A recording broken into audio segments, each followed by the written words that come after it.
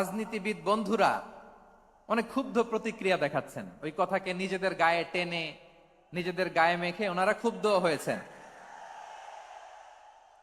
প্রিয় ভাইয়েরা, আমি বলেছিলাম যে একদল খেয়ে গিয়েছে আর একদল খাওয়ার জন্য রেডি হয়ে আছে। তো এখানে কি আমি কোনো দলের নাম বলেছি? বাংলাদেশে 48টা প্রায় নিবন্ধিত রাজনৈতিক দল, কোন দলের নাম আমি বলিনি। কথাটাকে আমি জেনারেল রেখেছি। দায়ীদের বৈশিষ্ট্যই এটা, দায়ীরা জেনারেলি কথা বলে, যার যেই মেসেজ নেয়ার তারা সেখান থেকে নিয়ে নেয়। তো কোন দল এটা নিয়ে কোনো কথা বলল না। আপনারা এটাকে নিজের গায়ে যে মাখালেন, এটা ঠিক হয়নি।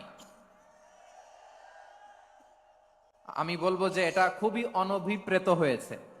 কোন দলকে টার্গেট করে বা কোন দলের পক্ষে আমরা কখনো কথা বলি না। আমরা কোরআনের পক্ষে কথা বলি, ইসলামের পক্ষে কথা বলি, ঠিক কিনা বলেন? সো একটা জেনারেল কথাকে যদি আমার রাজনীতিবিদ বন্ধুরা নিজেদের গায়ে মাখেন, ক্ষুব্ধ প্রতিক্রিয়া জানান, এতে করে সাধারণ জনগণের কাছে একটা নেগেটিভ মেসেজ যাবে ওনাদের ব্যাপারে। এটা হোক আমরা চাই না।